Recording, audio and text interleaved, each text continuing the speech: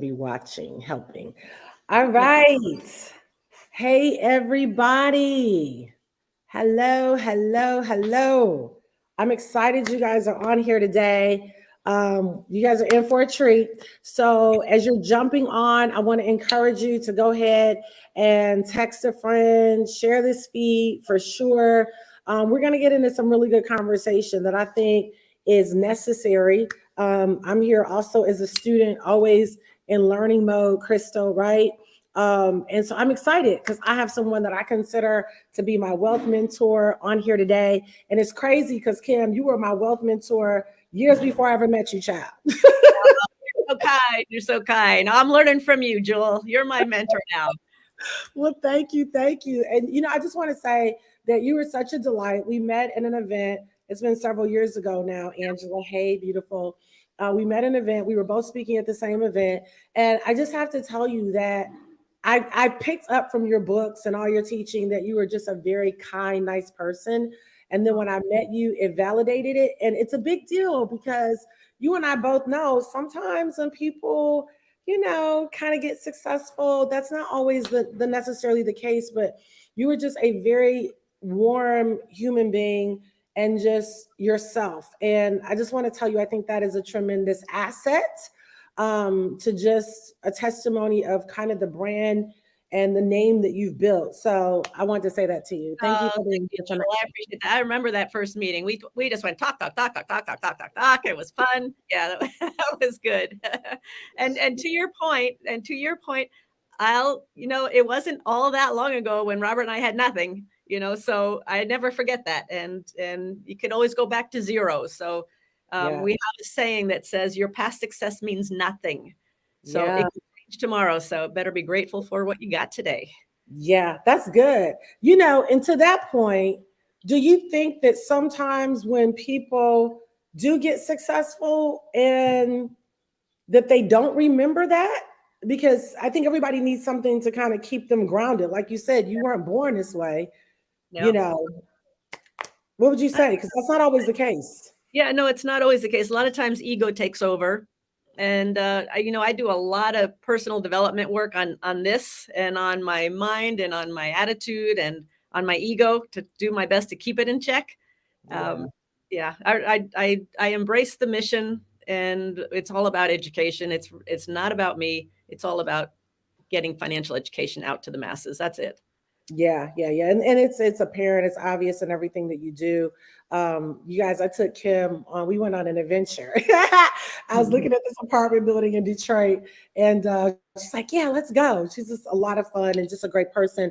I also want to thank you for doing the forward on the Mind of a Millionaires. You guys, if you've not gotten the book, definitely get the book. I poured my heart out in this book because I wanted women to awaken and arise to their financial instinct. Both Kim and I have some concerns, or women are concerned in money, definitely even with women of color. That I have even some those numbers even are even wider, even though we're in a time of there's this huge emergence of women, girl Yeah. bosses, girl empowerment. But when you look at, as you always talk about, look at the actual net worth, look at the actual balance sheet. The Gucci is not an asset, right? A nice car is not necessarily mean that you're a real boss. And so I want women, I don't want them to fall into that. I like nice things too, but I also realize that those things in many cases are a liability, and they don't necessarily speak to the true meaning of someone having success. So, Kim, what would you kind of say when somebody is saying, hey, I want to become successful? What are some of the things that they look at? Because now we have social media, so you have so many things that glitter and gold, but it's not necessarily mean that the balance sheet Mhm. basically is representative to what they're selling. No, and that, to your point, Jewel, that comes back to what banks have taught many of us, what financial advisors have taught many people. They say your net worth. And we say your net worth is worth less because, hey, this, I can put this watch on my balance sheet. And you know what? It doesn't do anything unless I sell it. Or my nice house that I live in, it's not, it doesn't have any value to me until I sell it. Yeah. So people are living under this false illusion that they're worth so much more money than they really are today. And I think that's one of the fallacies and one of the mis um, misnomers about a person's wealth. Yeah. I'm the queen of cash flow. I like cash flow. And that's what I count. I don't count my house. I don't count my cars. I don't count my jewelry. I don't count my Gucci bags. I Yeah. just count my cash flow. And that's really what you got to look at. I mean, Yeah. at the end of the day, your cash flow, because one of the things that we both love about financial independence, wealth development, wealth expansion is I just want everybody to have an option. I Yeah. want you to have Yeah. an option to say, you know what, I want to go to maybe visit my grandmother in Alabama, but maybe I want to go to the House of the Hamptons. I want everybody to have the option to do exactly what they want to do. And in particularly women, because even today, and I don't know, I know you work with a lot of women, I work with a lot of women, but it blows my mind that even millennials, Gen X, Gen Z, it's not just boomers, are No. still sometimes kind of just like, well, I don't worry about all that. I let my husband take care of it. I mean, what are you kind of seeing even today in 2022? I see a lot of the same thing now. And to me, money, to your point, money it's freedom. It gives you more options. Yeah. You can do this, you can do that. What I don't like is, and this is where where Rich Woman came from, is I've never wanted to be dependent. I didn't want to be dependent financially on my parents, on Robert, on anybody. I needed to be financially independent because money can really can be very controlling. It can be very enslaving. And if you're depending on somebody to take care of you, guess what? There's a price for that. And a lot of that price is self-esteem, self-confidence, your self-worth of yourself. So one of the biggest things for me from being when I became financially free is that my self-esteem just went through the roof because now I know I don't have to depend upon somebody else. I don't have to compromise. I don't have to make sacrifices. I don't have to go against my values and my core beliefs. I can live the life I want to live. And that for me, for women, if there's one gift that comes to women, is to live a life according to what you stand for and your true values. Yeah. Yeah, that's really good. That's really good. You talk about something that you talked about this, and it was really good. And of course, I haven't met her, but if I met her, I'm sure I would love her, and I'm sure you do too. We just use this as an example, not to demean or degrade, but to give an example of what you don't want to do. Nicole Murphy, Eddie Murphy's Yeah. ex-wife. Yeah. Obviously, when she was married to him, they lived this palatial life, and then they got a divorce and kind of tell us about that story because I thought that was really interesting. And I'm like, this is a wake up call. Yeah. And that's why I wrote Rich Woman, a wake up call for women, because the statistics for women, as you know, Jewel, they're not real pretty. So many women, because of divorce, death of a spouse, or bad money management, as we get older, we find ourselves in a financial disaster. So with Nicole Murphy, what had happened is, yes, she was living off of Eddie Murphy's money. Spending her habits were spend, spend, spend, spend, spend. So when they divorced, she got a lot of money, but the habits that she had were still the spend, spend, spend habits. She had terrible money habits. One of the things you need to learn are to have good money habits. So she had terrible money habits. It's why people, when they win the lottery, they end up broke several years later because they're still operating under the old habits of when they did not have money. So Nicole gets all this money. She spends, spends, spends, spends. She doesn't just run out of money. She ends up in major debt because she bought the car with a loan. She bought the house with a mortgage. So not only did she go through all her money, but she ended up owing a lot of money. And her solution was she was going to find another rich guy. That was her solution. And I just, the price on the person, the price on your self-esteem is just, it's so not worth it. It's Yeah, so not worth it. And it's not rocket science. not. Learning how to manage and grow your money is not rocket science. Yeah, yeah, I knew nothing about money when I started, nothing. yeah, yeah. Me either. I mean, me either. I grew up with amazing parents. They were entrepreneurs, but they were spenders. Yeah. And, mom would have naturally, my mom, even today, she would have naturally been a really good money manager. She just didn't ever trust her financial instinct. She trusted my dad's financial Yeah. instinct. Yeah. Great Yeah. people, but it's a difference. And I think in my book, the mind of a millionairess, I kind of break that down because I think sometimes with women, they feel like, oh, I'm married to a good guy, or I'm married to a good man. Nobody ever said he wasn't a good guy. Yeah, yeah, yeah. That doesn't mean you can't learn about money. I talk to a lot of women and I'm like, okay, so where is your money? Where is it? And they're like, oh, it's in the bank.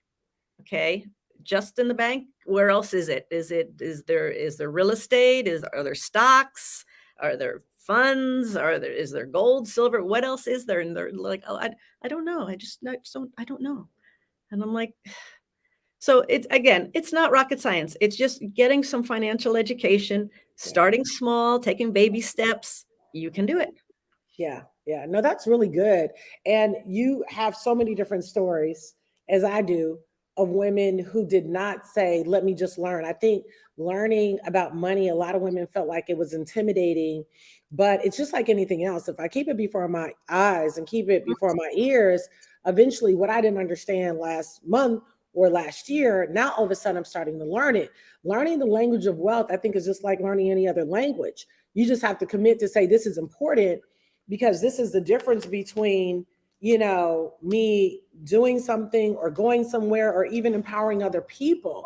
We had something kind of sad happen, but I was able to, a good friend of ours who was our PR for a long time, her daughter unfortunately took her life. Very sad. But I was I was just blessed that I was in a position to be able to do something. Because Yeah. it's great to Yeah. call people and tell them you love them. It's great to pray for somebody, but it's nothing like being able to send a check. Yes. Yes, absolutely. And you touched on it, Jewel. Learning the first step is learning the language of money. And to look up words to understand vocabulary, that's free. That doesn't even take any money. You can just and if you go online, read a financial newsletter, just read something from the financial media. You'll see words that you don't understand. You look them up. And that's one way, because one of the things that traps a lot of people and where they feel they're not smart enough or they feel intimidated is because all the jargon around vocabulary of money. Yeah. And people will throw it around like crazy, and stockbrokers will use these, PE ratios, and real estate is cap rates, and all of these different terms. But when you actually ask them for a specific definition, a lot of them don't even know it. They just think they want to look smart, so they say all these words, but they don't know what they're talking about. Right, right, right.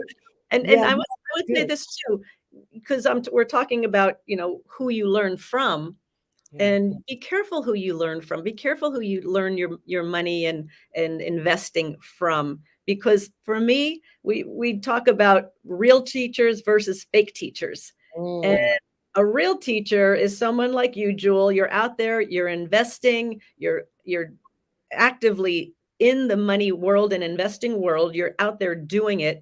I want to learn from people that are doing what it is I want to do. mm, Most stockbrokers, most real estate brokers, they don't invest in stocks and real estate. They're mm. not doing it. They're just making money selling you and telling you what to do, but they're not doing it themselves. Same with like professors and college professors, high school professors. Most of them, when it comes to money, they actually are not doing what it is they're teaching. So be really aware of who you're taking your financial advice from. Wow. That's why I support you, Julie. You're a great real teacher.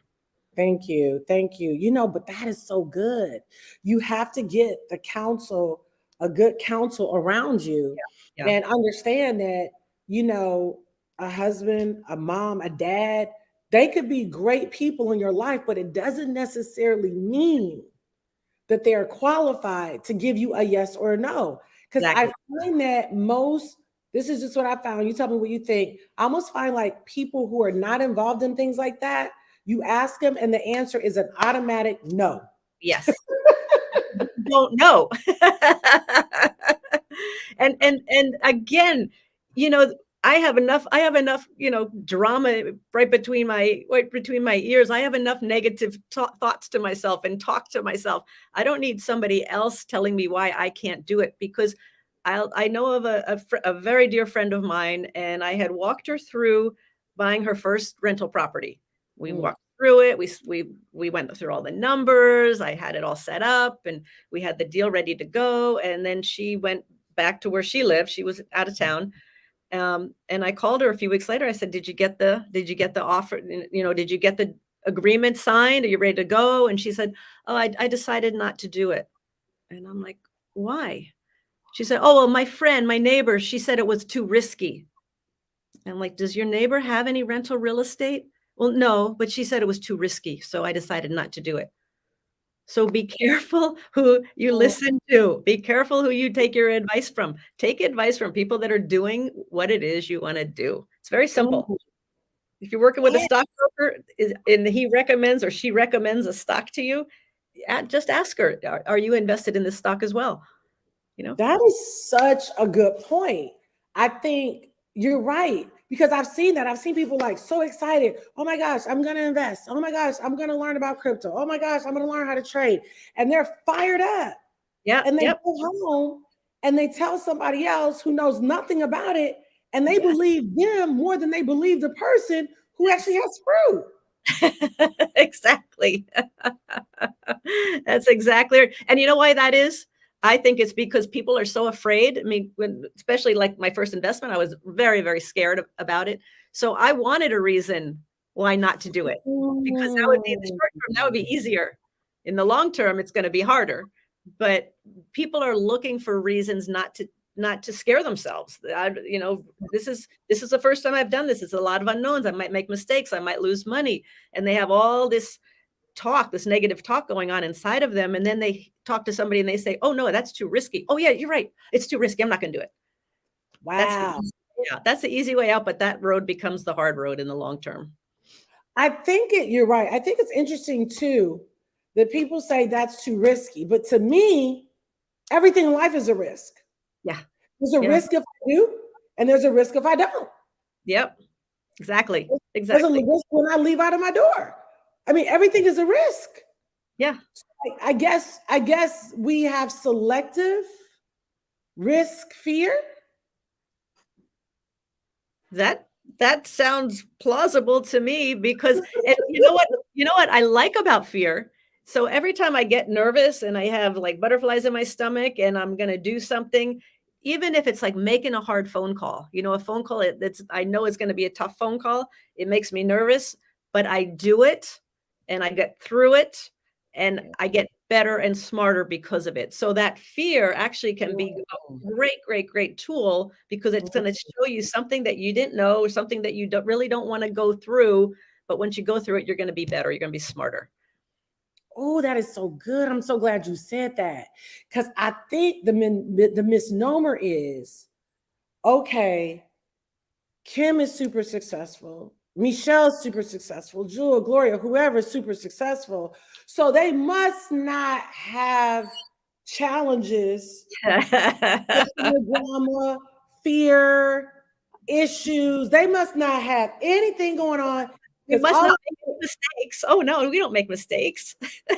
We don't have screw ups I every think single day. every day that Yep. that you're dealing with some kind of fear, but you've just learned. So, because for me, when I feel if anxiety comes or a fear comes, Yep. I'm like, okay, God, help me through this. But I know ultimately, after I ask for His help, I still have to take action myself. Yes, absolutely. And that's the key. That's actually how you get over the fear or at least manage the fear is you take action. Yeah, Even if it's small steps, take action because the action is better than inaction. Nothing's going to happen. yeah. And I have a fitness trainer, Jewel. You'd love him. And I was working out one day, and I'm like, God dang, this is hard.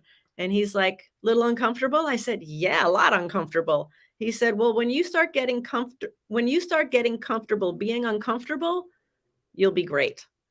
And so Mm, I've taken that into my business. I've taken that into investing. If you can get comfortable being uncomfortable, because it's where that uncomfortableness is where the learning and the growth and the real transformation happens, is that being uncomfortable and going through it anyway, not backing mm, down from it. And we know when we back down, right, Jewel? We know when we back down from a yeah, fear. Yeah. yeah. And I know when I do it and I hate it. Inside, I know it and I hate it. Ugh. It's like, I should have done it. I should Yeah. have done it. Because I don't think you ever get to a point where there's no fear. I No. mean, when I first started business, there was fear. When I first started investing, there was fear. Yep. Even this year, I've made some decisions that Yep. I'm glad I did, but I can't say that I wasn't like, well, hold on now. Wait a minute. I Yep. don't know if you ever really outgrow that. No, I don't think so. Matter of fact, just before coming on here, Jewel, we're having our company meeting, and we've been working on this issue around a distribution issue for a long, long, long time. And finally, I'm like, okay, I'm making a decision. It might not be the right decision. It might be the wrong decision. I don't know. But we need a decision made and we need to start acting. Instead of getting into analysis paralysis and what about this and what about that, I said, we're going to make mistakes. We're going to probably, we're going to go up and down. It's okay. But we need to get moving. We need to act. We need to do. Yeah. Oh, that's good.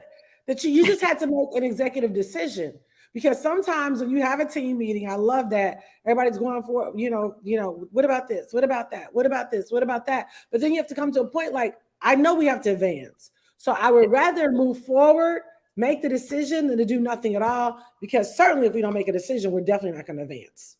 Right, right. And I bet you've done this. I've done this many times. I was too in my real estate investing. I was overanalyzing a deal and I was a little unsure of the deal and I took too long and guess what? Deal's gone. Gone. Sorry, Yep. somebody beat you to it. Sorry, you took too long. Yep. No, definitely. I've had a few missed opportunities, and that's why I really try not to. I analyze deals, but I'm definitely looking for the inward witness. I'm looking for the gut.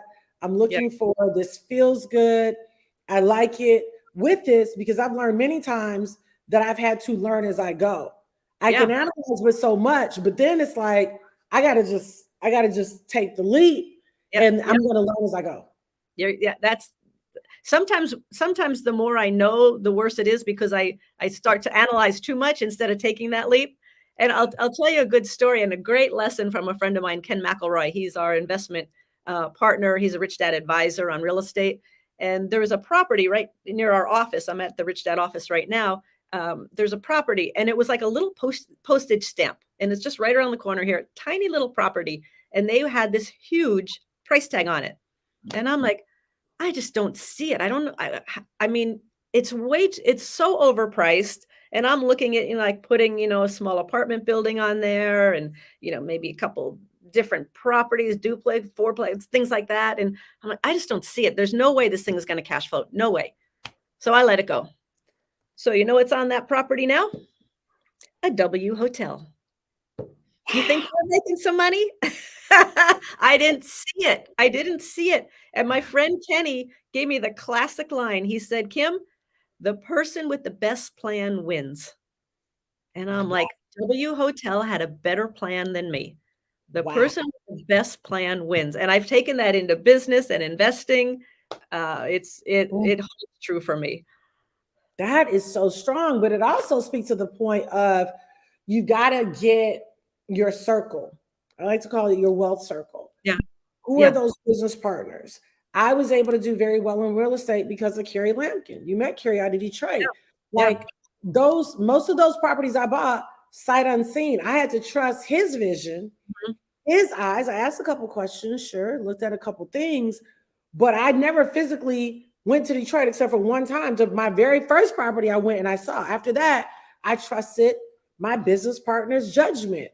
And not that to say that that's equal all the time, because I think we do have to still use our brains as well. But I do think that it says it speaks strong. I trust Ken. We made a lot of money together. If Ken says this, for the most part, I have to kind of also trust their vision because Mhm. we're not going to see everything and know everything. And you have to trust the instinct sometimes of those people that you are in partnership with. Yeah, no, absolutely. That's the key word for me now. The key word by far in doing anything with anybody, deals, business. I only want to work with people I trust because I worked with too many people that broke my trust. I don't care so much about the skill level. I do want people around me that are successful, that are doing well. Yeah. But the most important thing is, do I trust them? That's Yeah. key.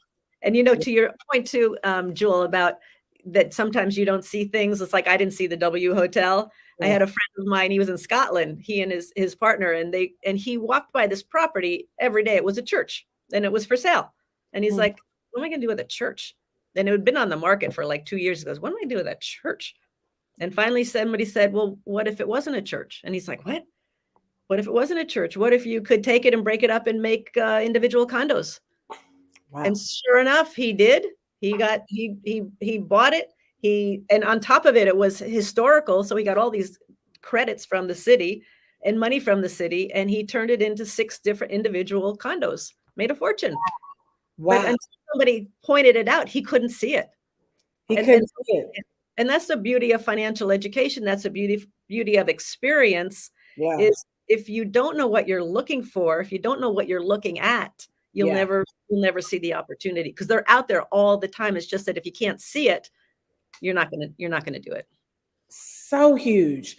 Now, do you find this? To me, it almost seems like to me during times of recession, war, pandemic, those are some of the biggest opportunities. If you won't let fear clench your heart, Yeah. the Yeah. biggest opportunities is during crisis. Yep. Yes. There's so many opportunities out there. I was just with a friend of mine up in Napa, and he has a couple of wineries, but in the last 2 years, he has bought so much property up in Napa. He Wow. bought a grocery store. And as I said, he has several wineries. There's a train that goes around Napa, like a tourist train. He bought it. Mm. He bought it. And guess where it's going to stop? At his properties. But everybody else was so afraid to take any action. He just went buy, buy, buy, buy, buy. And now he was always doing well, but now he's going to do even better. But yeah, and you look at all the different trends that are happening because of this whole pandemic, and people are moving out of places. People are moving to where they feel safer. They're moving out of the cities, more to the rural areas, suburbs, and beyond. Um, and there's just opportunity. The one I'm looking at now, and I've seen a few things that are being done, all that commercial office space that's sitting Mm. out there empty, because all these companies are not coming back to work. They're working from home. They're working remote. If you can figure out a way to repurpose that, Mm. there's a lot of opportunity, because there is no shortage of empty commercial buildings right now. That is good. Okay. I'm glad you said that. Do you feel like, because a lot of people, of course, I've heard both theories. Real estate is going to pop because, everything, the bidding wars and prices are going to come down. So don't buy right now. Or no, I think they're going to hold and go up. You've been in real estate a long time. You've had a lot of success. What would Uh-huh. you say real estate is going? Is this a good time to not buy or to buy or wait?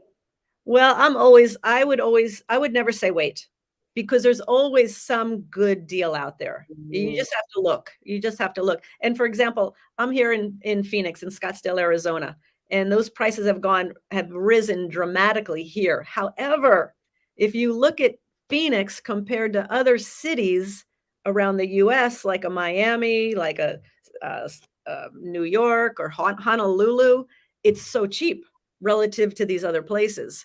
So there's always opportunity. And it's hard to say, Jewel, what's going to happen? Is it going to pop? Is it going to keep going up? Is it going to stabilize? Because there's so many different factors now with what's Mm. happening with the governments and with the laws and all of that. So here's what I know.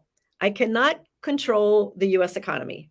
I cannot control the global economy. I can control my own economy. And I can always find a deal that will fit me, that will suit me, regardless of what happens in the rest of the world.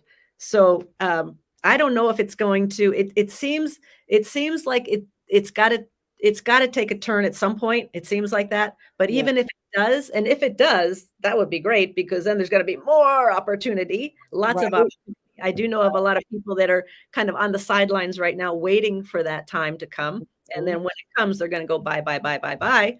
Mhm. Um, but I would never, I don't like to, there's always, and even if it's not real estate, my friend is now doing billboards. Mm. Billboards is it's just another real estate play.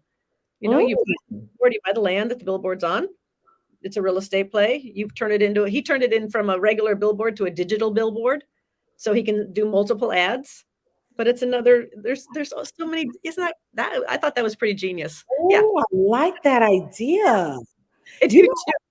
you know what I see people doing and really making a lot of money off of is food trucks. Yeah. There's There a you place in go. Destin Yeah. that's like 4 different food trucks. And I don't care what time of day it is. If they're open, it's like salads one, another one is coffee, another one is like fresh juice, another one is ice cream, and they're all in this little area right there in Destin. It's so cute. The food is all so good. And I got a chance to talk to one of the owners, and they were saying how business is absolutely booming. Mhm. Overhead is so much smaller than Yeah. traditional restaurant. It's a Interesting. food truck.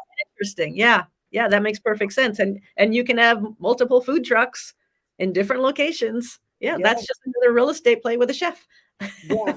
No, for sure, for sure. Yeah. There's a That's a lot good idea. happening. There's a lot happening in this digital space that I'm Yeah. absolutely loving. With digital real estate too, buying in the metaverse, NFTs, crypto. That's my thing. I love it. But I was definitely wondering what you thought about real estate. This is the last question that I want to ask you because I know we both have other meetings to go to. And thank you so much for just jumping on here today. But what would you say to the woman who is like, okay, I'm really ready to start making financial decisions, but she has no support? Mhm. Um, and I'm gonna tell them I'm gonna tell you what I would say too.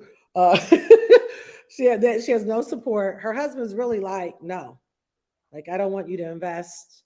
I don't want you to do that. Like, no, like unless I approve it. Like, no. What would you say to her? Well, what would I say to him?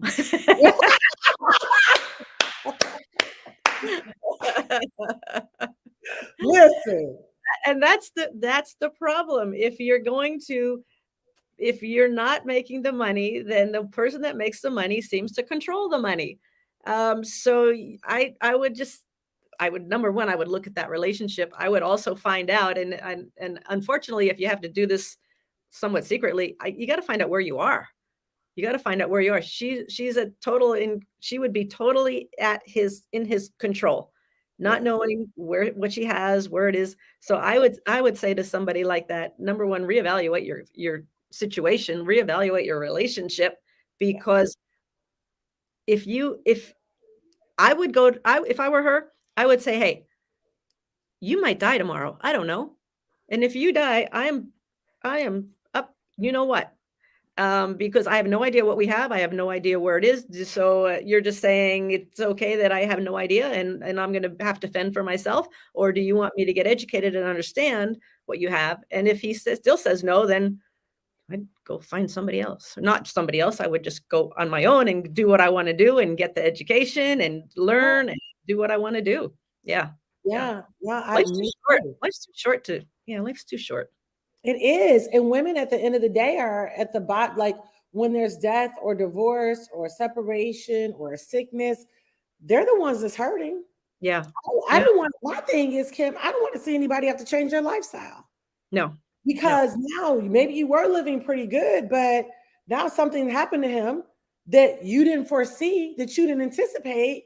And now you know nothing. You don't even know how to pay the water bill. Right, Like, and that's how to when the pariah come in. That's when the financial advisors come say, "Oh, I'll help you," yeah, and they'll help themselves.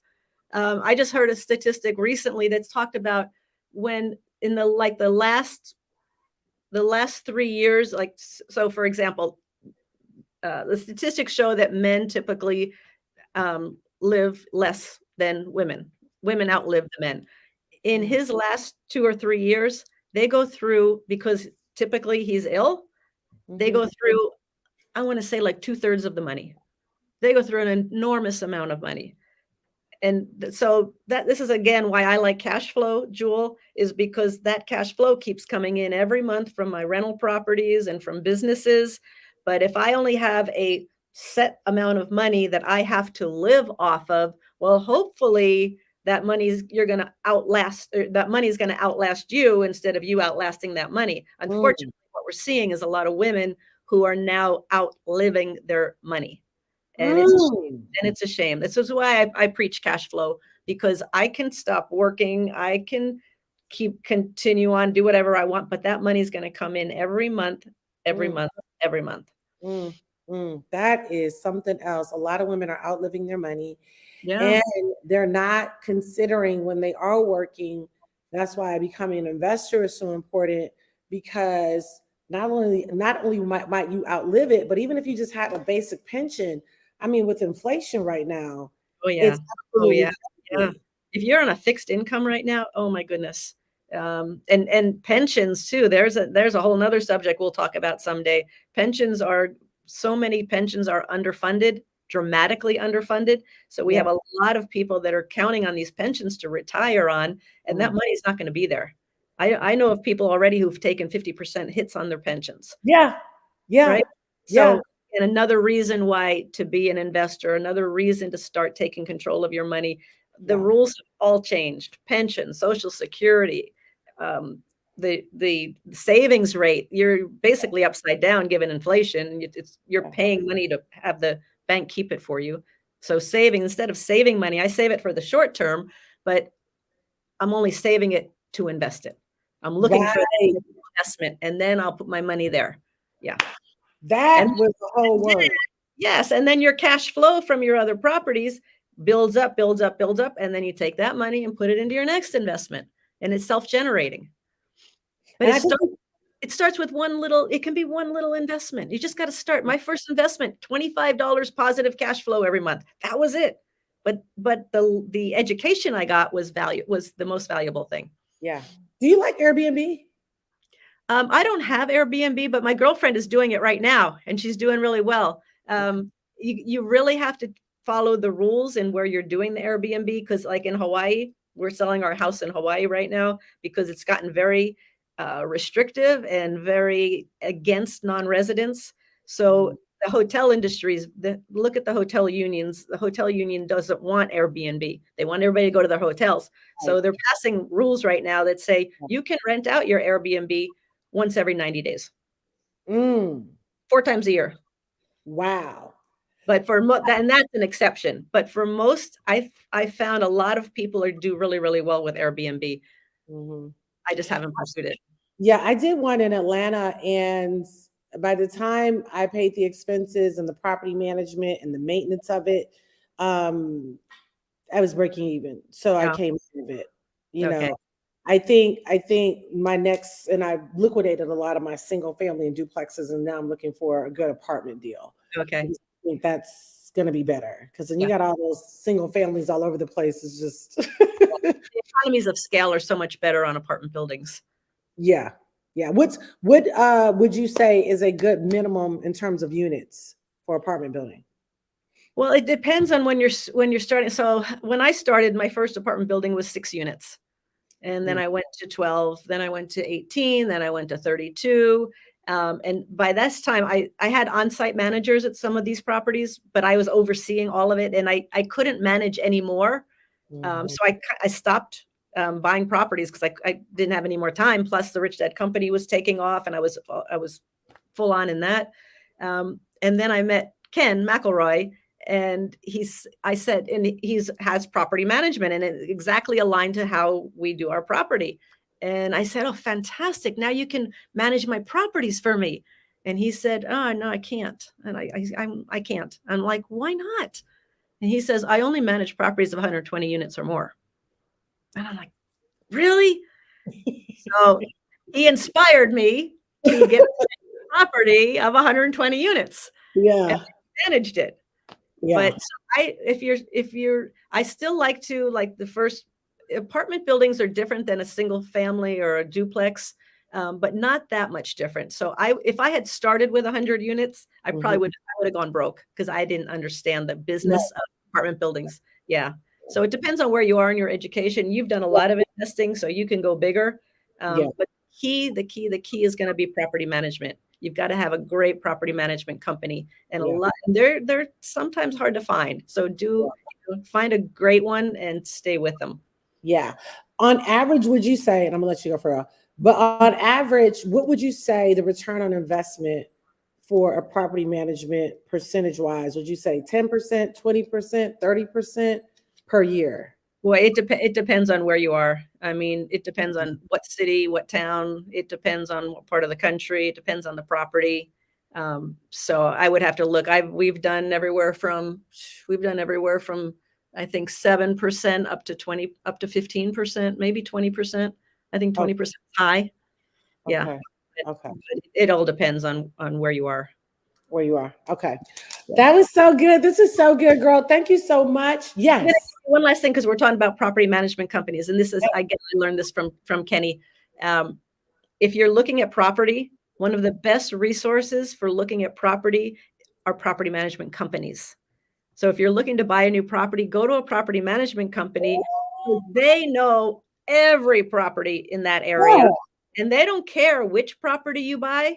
They just want to manage your property. So they're not trying to sell you a property. They're not going to lie to you necessarily, but they can be a great, great, great resource of information on what properties, who owns them. Maybe they'll know if somebody's thinking of selling, which ones have problems. I would go there before going to a real estate broker. Girl, that is so good. I learned that from Kenny. Completely. No, seriously, because I've been looking for apartments, but no, go to the property management company. Yeah. Because they already probably got an apartment building and they know everything about it. Yep. They know what is cash flowing, because I want something that cash flows, because it's better to do that than to do a whole rehab like at the apartment building we were looking at in Detroit. Right. When you say it's much better to have it already cash flowing. Yeah, well, it depends. Because, for example, so our team, if we can find a property that's been mismanaged or has a lot of deferred maintenance, we have a team that can go there and fix it up. So I like problem properties because we can get it at a better price. We have the team to fix it up. If you don't, then you're going to do better probably just getting one that's already cash flowing, which we've done as well.